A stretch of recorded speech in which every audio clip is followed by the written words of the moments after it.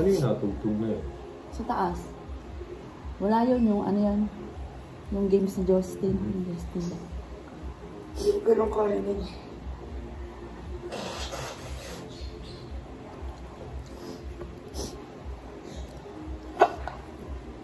Si Justin, naalala kanina, kukuha na siyang blood pressure.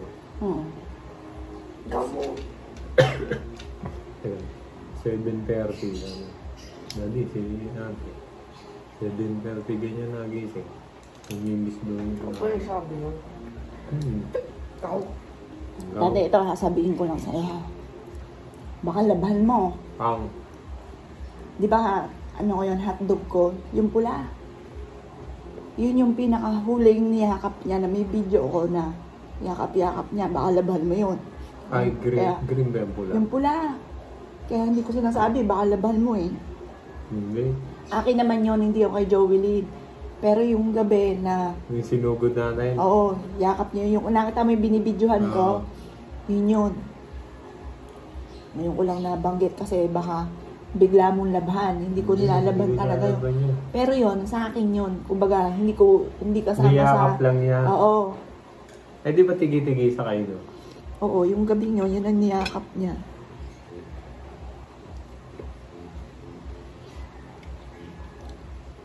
Ako lang naginala yung umaga. Pag-pising ng gabi ng anak.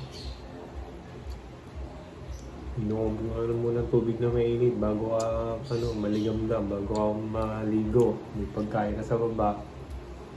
Sabi mo, Daddy, maaga pa. Maya-maya. Araw-araw gano'n, di ba ano? Pagpapasok.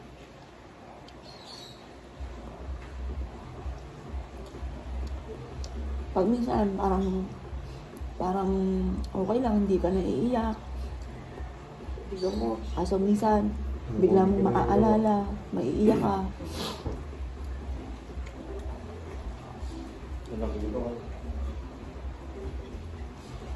Anak dyan, iinom mo ng gamot dyan. Ito na. Kakakain mo lang magamay panahon ka.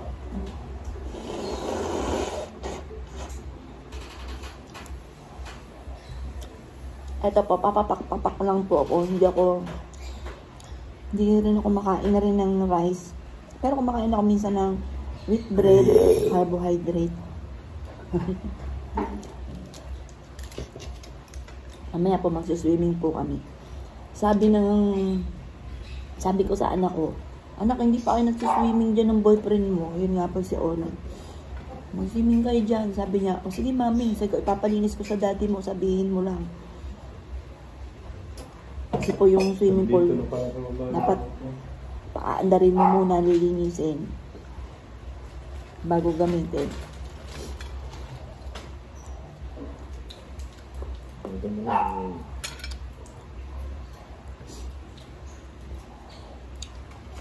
Pag may diabetes, tapos na-late ka po ng kain, nahihilo. Pero dati, ganun talaga, nahihilo po kami, minsan tinitiis ko lang. Pero siguro kung walang pangyaring ganito, hindi rin ako magpapa-check up. Titiisin ko lang din. Pero ako, panay paalala ko sa inyo, kontra pa kayo sa akin. Tapos kahapon po, basta naisipan ko lang kasi naalala ko si Joey Lynn na malabo na po yung mata po niya. Hindi siya nagsasabi. Basta nahilo po siya, tapos sabi ko sa kanya, "Say, anak, magpa-check up tayo." Doon nalalaman na 250 yung grado po ng mata po niya. Tapos sabi, ba't daw po umabot agad sa ganun? Ganun po talaga siya sa pool. Hindi po siya magsasabi. Ano ba yun? Hanggat, kung hindi mo siya yayakagin. Pero itong pagkakataon na ito, niyayakag siya ni Joel. Ayaw po niya talagang nag-aaway po sila kasi wala naman daw po siya sakit. Ba't daw po siya magpapa-check up? Kaya bigla ko po naisip. Lumabo mo na ng 7 years old. Gawa ng kaka-iPad. Kaka-iPad po. May trabaho tayo yun. Naisip ko po na baka itong aking anak na bunso ay tumaas din ng grado kasi yung salamin po niya, wala naman pong grado, yung parang protection lang kapag po siya ay sa cellphone. Ang tatawag daw yung radiation. Ayun, astigmatism. Ngayon po, sakto na isip po yun. Yun po pala, may astigmatism na po kaming dalawa ni Justin. Tapos, malabo rin po na yung mata po niya. Dati 25 lang yung vision ng mata niya. Ngayon po, 100 yung kanan, tapos 75 naman yung kaliwa. Tapos, meron na rin po siya astigmatism. Tapos, ganun din po ako. Ako, ano Pares lang, po kami. right side, 25. Ito po, mister ko, 25 lang. Di ba, ang Normal lang. normal 20. Wow. Siya po, 25. 5 lang yung ano. Pero siya yung nakasalami. Wala din ako astigmatism. Wala din siyang astigmatism. Siya po yung tipo ng tao, yung mister ko. Yan siya yung, pagka may naramdaman kahit konti lang, talagang maalaga po siya sa katawan. Kami naman po, Pag malala na. yan, ako naman, hanggat kaya kong titiisin ko. Tapos, naalala ko, kaming dalawa ng anak ko, ni Joey, nakalimutan niya yung salamin niya. I-order po kami. Hindi namin makita yung menu. I-orderin namin. Medyo nagtagal nga po kami doon kasi hindi namin matanaw, hindi namin maaninag. Ang ginawa ko po, kinuha ko yung camera tapos sinum ko. Doon lang namin nakita. Kaya alam ko, sa sarili ko, malabo talaga rin ang mata ko. Yan. Etong anak kong bunso, anak, huwag kang mamana sa akin kasi yung anak kong panganay at anak kong bunso, tingin ko mana sa akin kasi parang hanggat kayang tiisin, hindi ako magpapacheck up. Sakit lang ang ulo ko pag ano, yung lagi niyo ako inaano, yung kontra niyo ako, yung iisipin ko, kaya nasakit ang ulo ko. Taas na na. Kaya bakit siya yung sumunod sa akin ito, laging gusto sila tama. Ay. Hindi ngayon, na-realize yung mga sinasabi ko. Pagdating ko sa kalusugan, siya po ang boss. May sumama ko na. Saan? Bakit? Patay ba? Lakad ka na doon. Ganda ni ate, natatakot kung kumatakot. Yan. Hayaan mo, maganda nga. Andun si ate, bantayin mo eh. Angel mo yun. Huwag ka matakot doon. Lakad na, huwag ka matakot. Hindi ko malam ako, uminom ako. Yun mo, tapos na ako. 28 lang. Minom na ako nito kanina. Eto pa, anong tawag dito?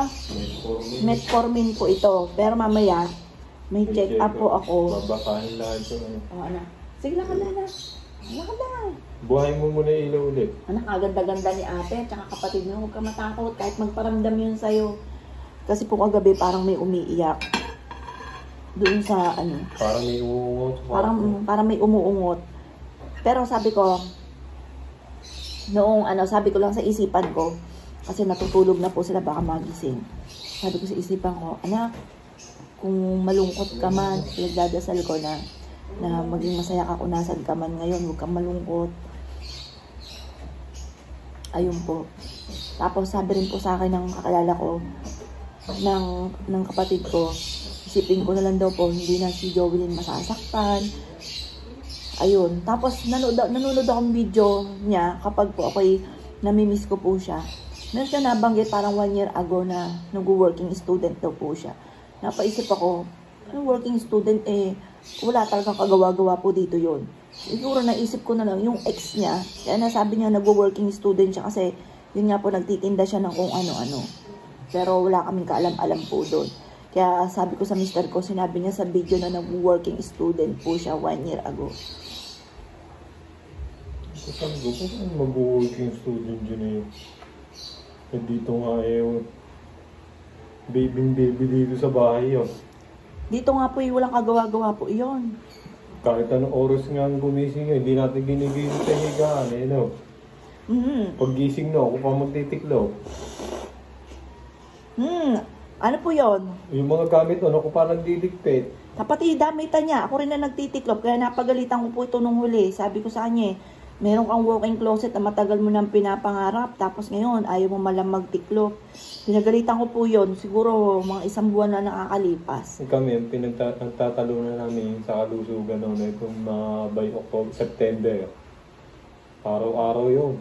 Tapos sinitraining ko na nga rin po siya na Pero nag-video na ng mga nakaraan yun. Lagi naglilinis dito. Naglilinis, oo. Pusa. Nitong mga... October na rin yun. Siguro bago October na beauty rin. pageant. Mga 10 siguro. October 10. Mga ganun. Magbibideo yun, mami, na wipe out ko na yung binibidyohan mo, malinis na yung baba, yung gano'n, na vacuum ko na. Tapos sasabihin niya, Daddy, nakapag-linis na kanya wipe out pati sa kabila. Pati sa kabila, nakapamlansya na rin po yun. Yung uniform ni Justin. Yun ang pinakatulong niya sa amin, na mamlansya po siya.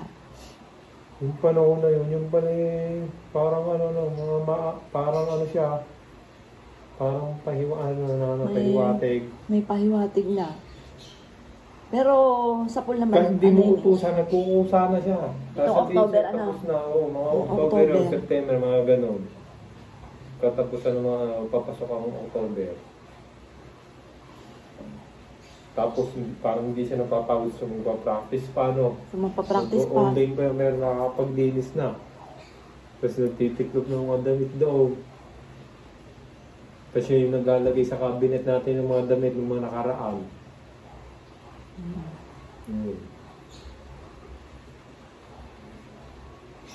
Ang dami niyang mga sulat doon, yung mga diary, na talagang umaatungal ako ng iyak kapag nababasa.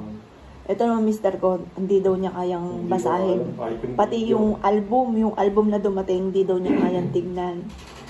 Ako naman, yun ang gustong gusto ko. Nagsisearch nga po ako, nainis nga po ako kasi meron po siya isang cellphone.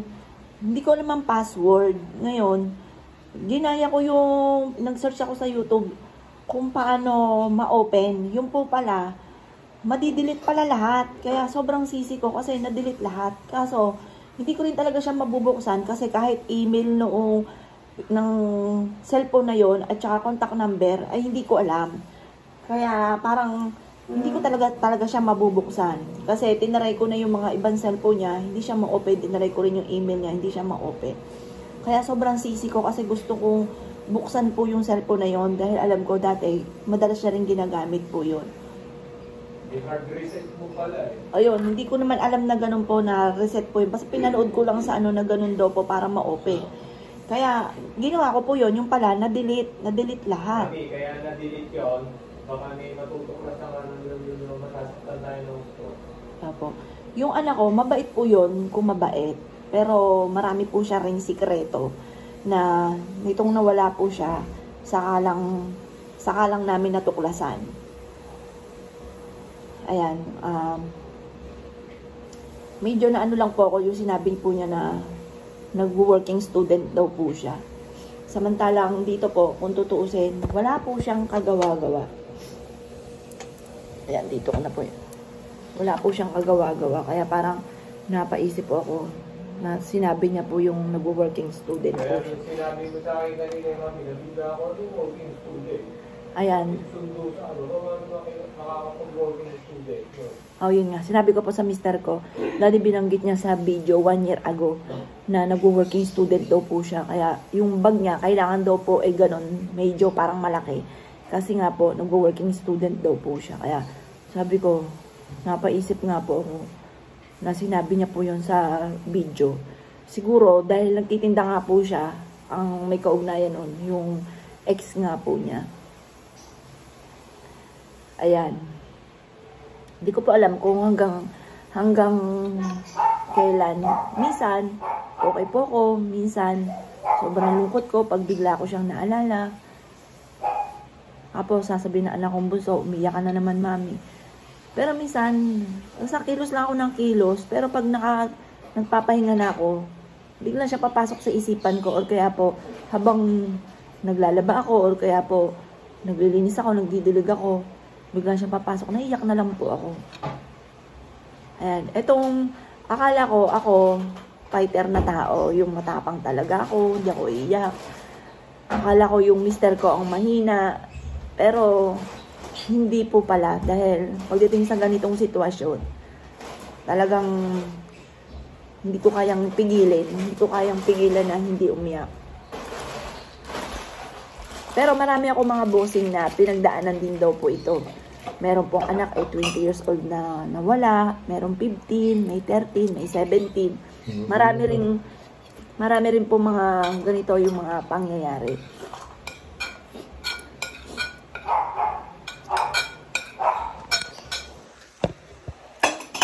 Ikaw na maghugas. Mag-ano doon ako. Ako na maghugas. Tuloy mo na yung ano doon. Mag-ano na ako.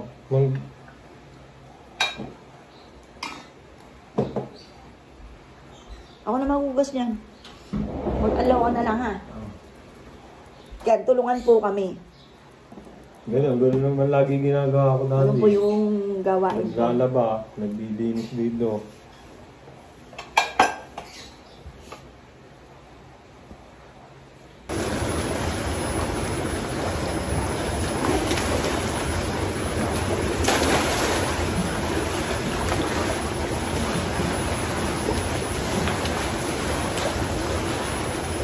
Ito po, padalawang beses ko pa lang ito ngayon. Pero ito, 3 years na po ito na meron po kami swimming pool.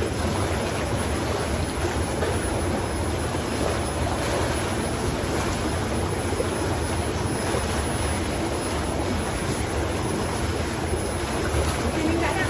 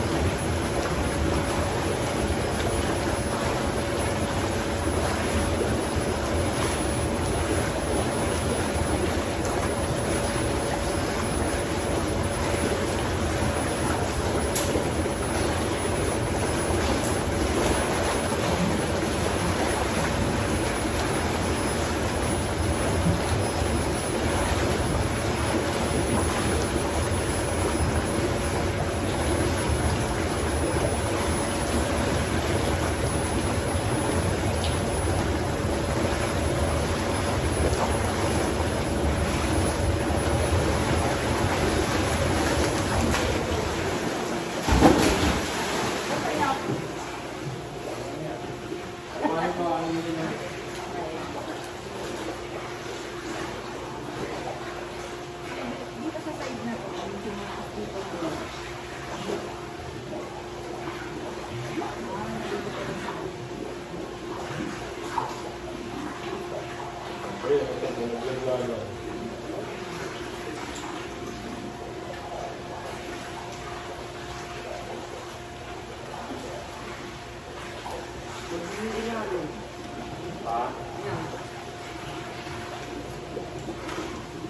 Ano nga, parang paano ka mo sa ilalim ano?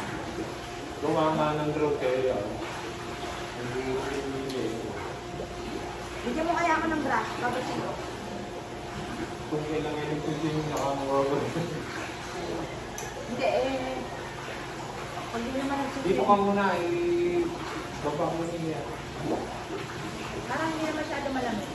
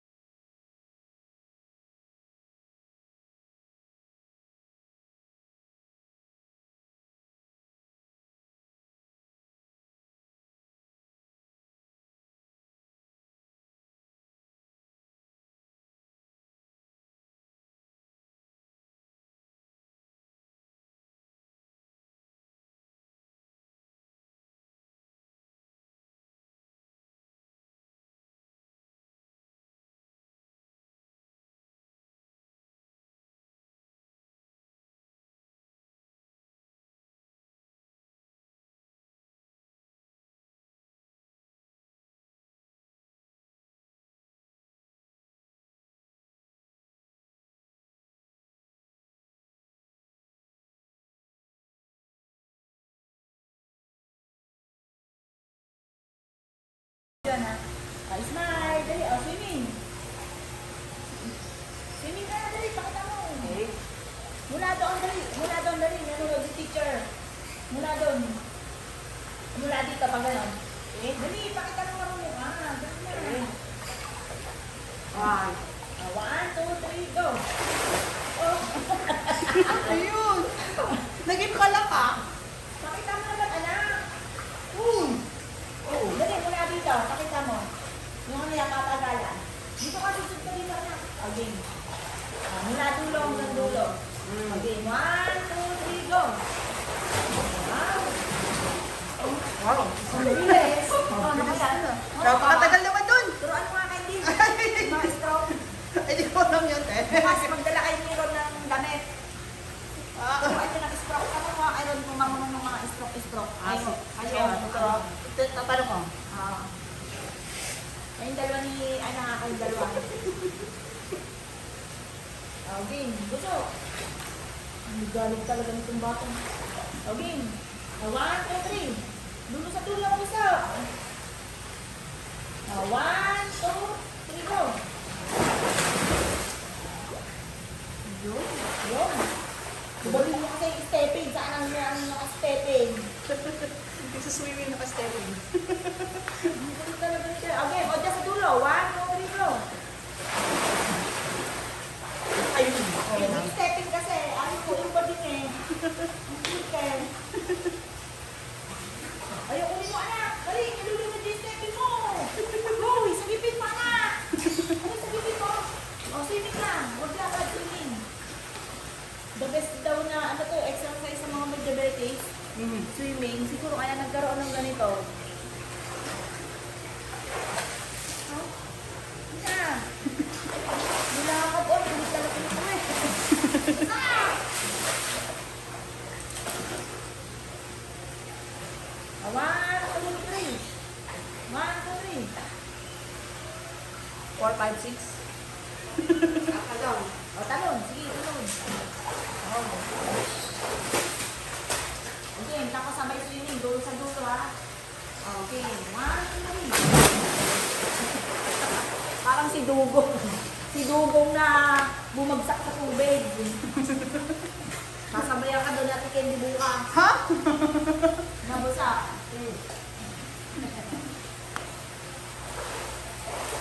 Okay natin.